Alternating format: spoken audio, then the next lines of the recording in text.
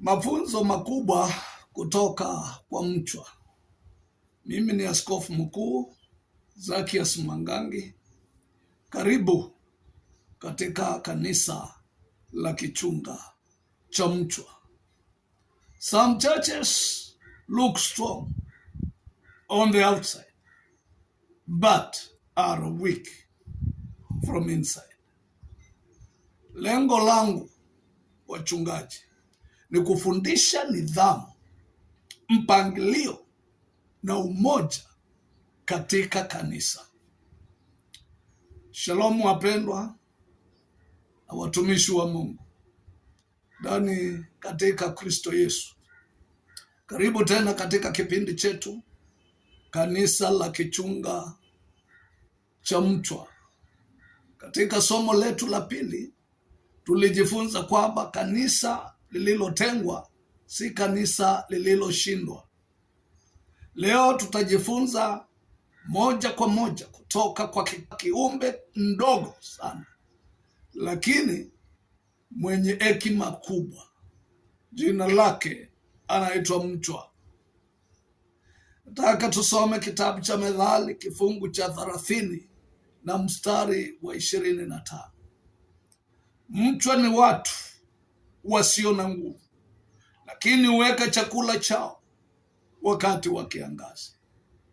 Mpendwa tumishi wa Mungu, hapa Biblia inasema mchwa ni wadogo na hawana nguvu nyingi, lakini wana hekima. Mchwa hufanya kazi kwa umoja. Hakuna mchwa anayejenga peke yake, wote hufanya kazi pamoja. Kanisa pia lazima tujifunze kufanya kazi pamoja. Hakuna mchungaji anayepaswa kujitenga. Umoja ni nguvu, utengano ni udhaifu. Mchwa una mpangilio. Kichunga cha mchwa kina mfumo. Kuna sehemu za chakula, kuna sehemu za kulelea zile vitoto vyake, na kuna sehemu ambayo ni ya ulinzi. Hii ina maana hata kanisa linahitaji muundo. Kanisa lisilo na mpango huwa dhaifu. Mchwa hufanya kazi bila kusukumwa. Hakuna mchwa anayesimama kuamuru wengine. Lakini wote wanajua wajibu wao, wanafuatana wakibeba hiki na kile, bila msukumano, bila vita, bila mgongano. Wanafuatana ili kutimiza ile kazi yao.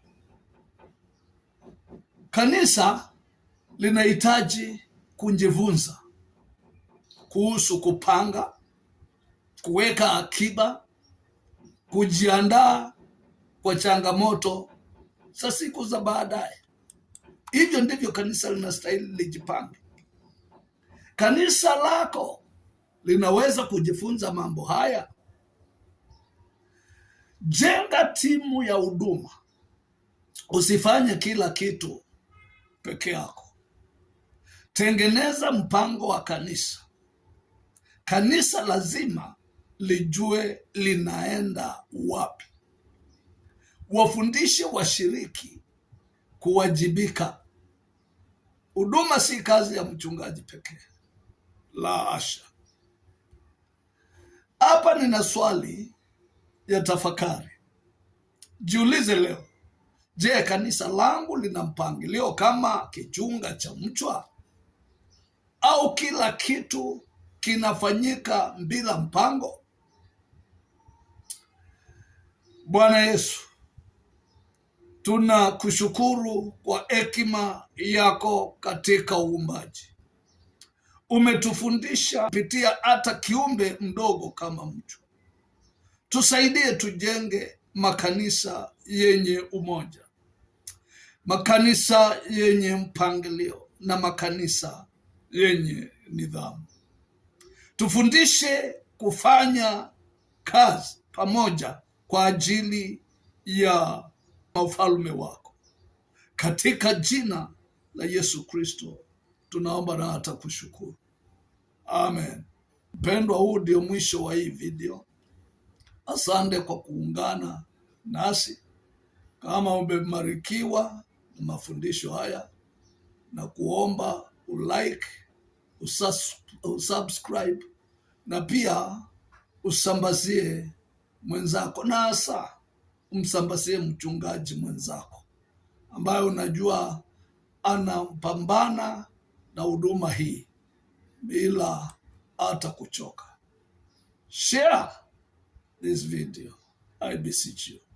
Naandika katika comment yako, katika comment section, kama unabarikiwa na ujumbe huu.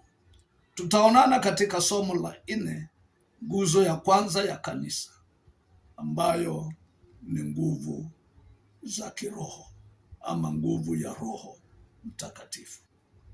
God bless you. Bye bye.